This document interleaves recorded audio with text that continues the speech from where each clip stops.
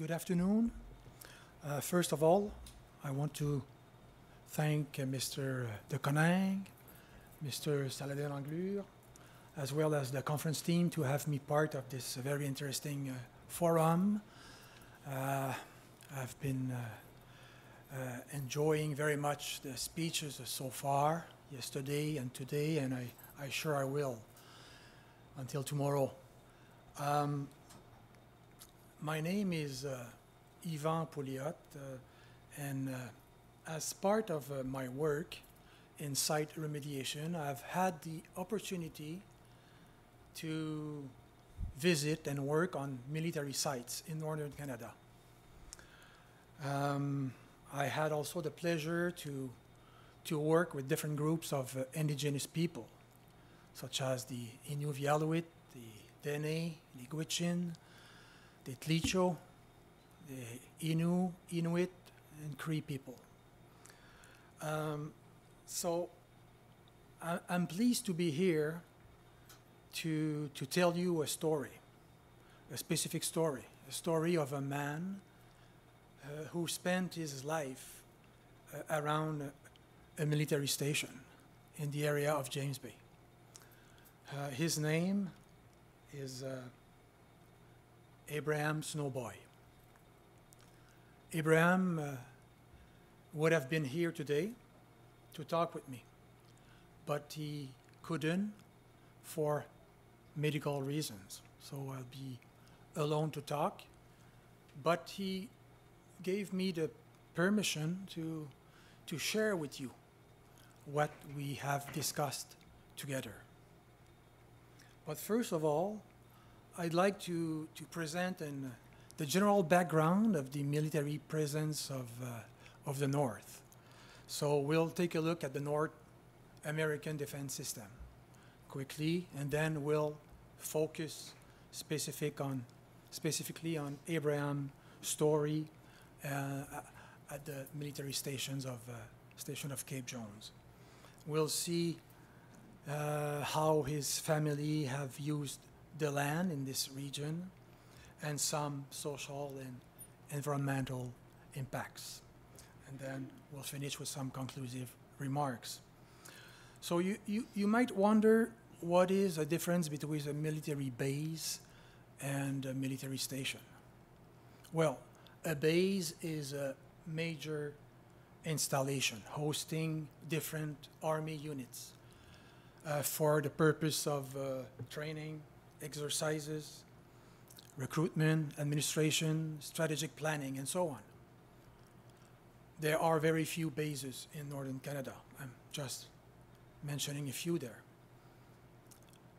Stations are smaller installation, and they play a specific operational roles. The main role played by a station in northern Canada is a detection of potential enemy in our territory. So there are many radar stations in northern Canada. At the time of the Cold War, so in the 1950s, the United States decided, in collaboration with Canada, to construct radar stations. So they constructed 3 lines of radar stations. The first one you see with the brown dots is the Pine Tree Line, 44 radar stations across Canada from coast to coast.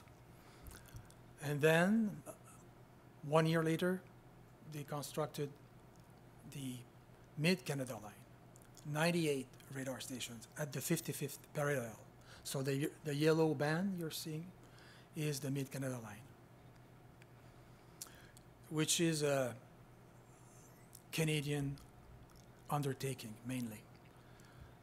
And at the 70th parallel, they constructed the DEW line, the Distant Early Warning System, at the 70th parallel.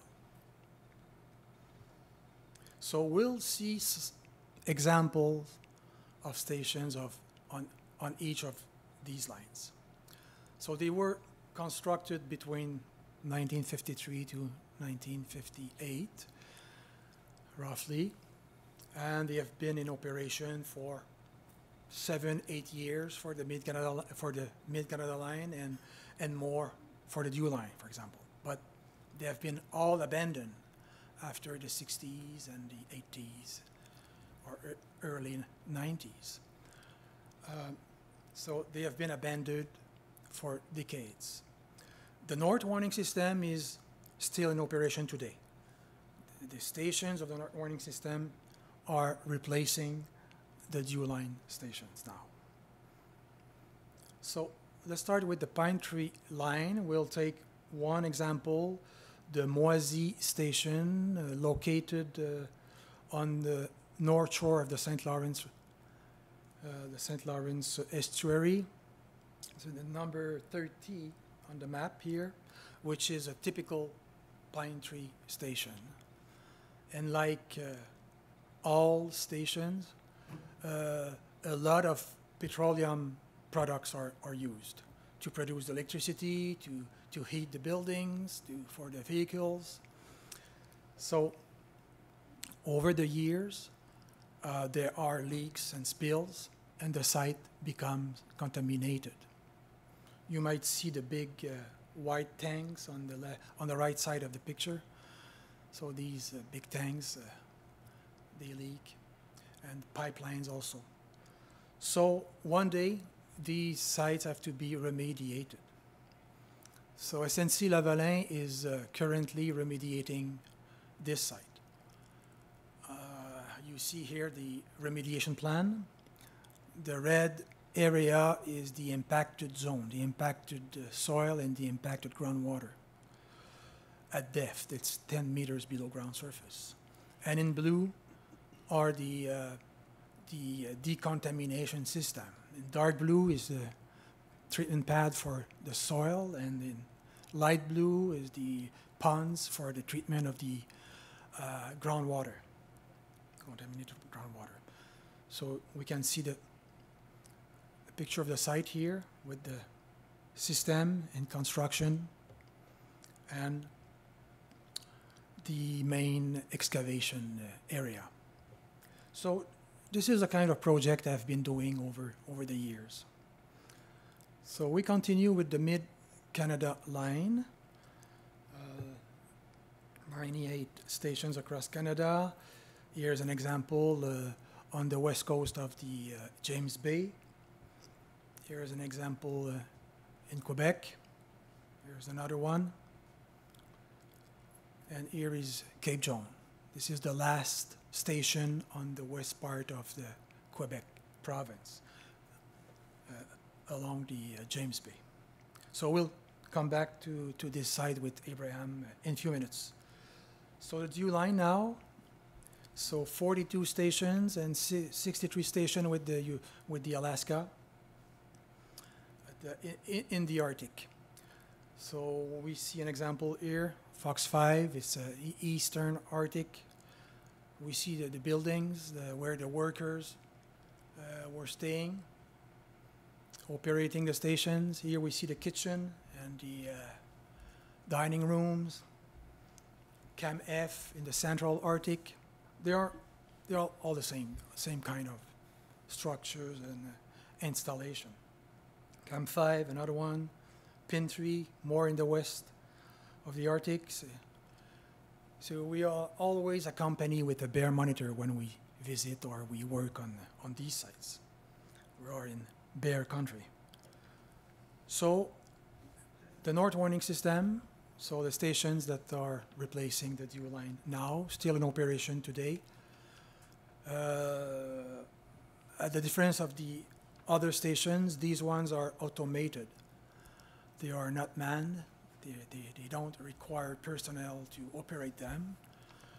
They are all controlled by North Bay office in Ontario. So let's go back to Abraham.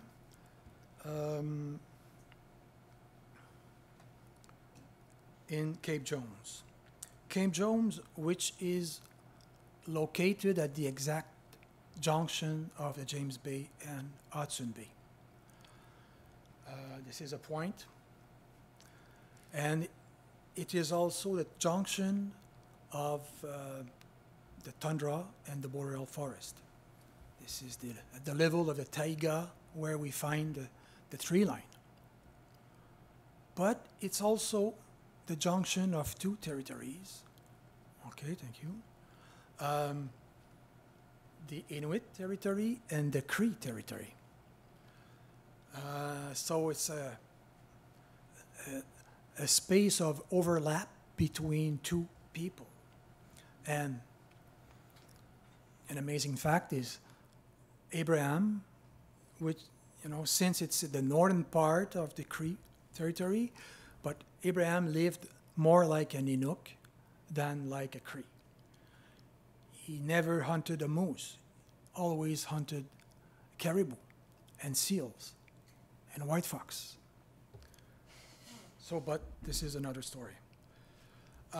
So Abraham is 70 years old now, this year.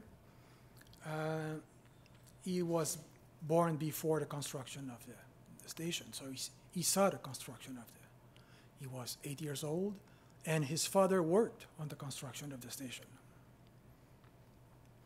He saw the operation of the station. He knew everybody. He met with the workers there, had friends. And he saw its abandonment until today.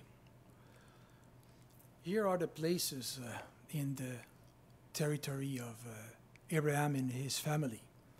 So, like his grandparents, his great-grandparents, Abraham's has spent a life of a nomadic life, moving from one place to another one, from one camp in Seal River, for example, to his camp to Cape Jones, or to the hunting ground to the Long Island, and going back once in a while home in Chisasibi.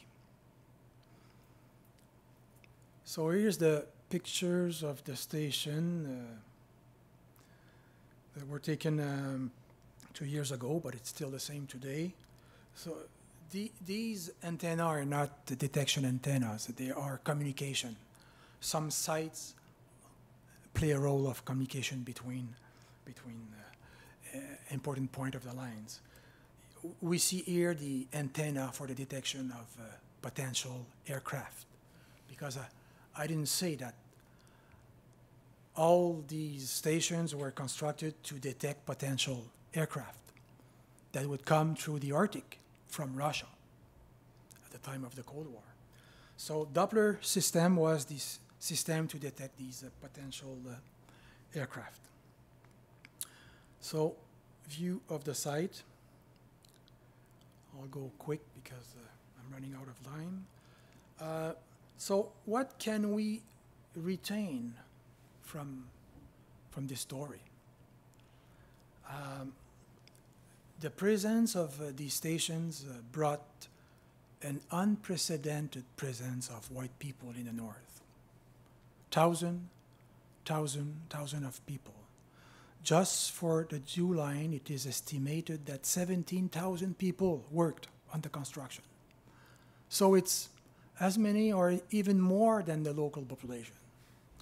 So we can imagine, and they were there for 12 months a year, we can imagine all the impacts of this period. Not only the period of the construction, but also the period of the operation, and also the period of the cleaning of these sites. Because some of these sites have been cleaned up now. So there are many impacts, negative, positive, that are now part of the Canadian history. Everyone knows in the north someone who worked on these sites, these stations, on the construction, operation, or the cleanup projects. For sure, these structures were abandoned and impacted the environment, the soil, the air, the water, and in the food chain. I think Mr. Vincent mentioned that yesterday. Very well, thank you. Yeah. The presence of the military in the north played an important role in the Canadian sovereignty. And many communities today came from former military installation. I'm giving some examples here. And the Canadian Rangers. Paul Haley yesterday mentioned that very well, the presence of the Canadian Rangers, and this is a program that is still popular, and Inuit and Cree people are very proud to be part of this program. So, but on a more personal note from Abraham, how did he perceive that? How he, when asked if he felt invaded by the presence of all these militaries, he replied right away, "No, I didn't feel invaded. For me, it was a place of discovery of new kinds of food, a place of trading. I was exchanging my pelts, my white fox, my salmon for flour, sugar, tea, baking soda. It was a place of good memories." He remembers during a Christmas meal receiving a gift from Santa Claus.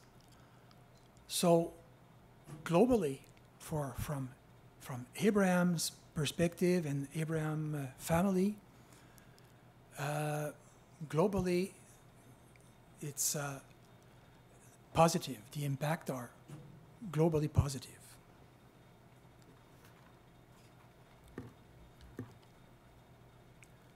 Even today, when asked what he would like to do, well, to participate in the cleanup of this site and bring it back to the land as it was before. So from Abraham's perspective is pragmatic. He took advantage of the situation, opportunities. So just to conclude, I'd like to make two reflections. In order to protect the environment, it seems that the concept of sustainable development is not strong enough. I think that we should move toward another concept, the concept of respectful development. Respect of the people, respect of the environment. Also, there is a good way to protect the environment, is to put it in the constitution of a country. And the David Suzuki Foundation is working on this approach to include the protection of the environment, the right for a healthy environment, to include it in the Canadian Constitution. Well, thank you very much for your attention.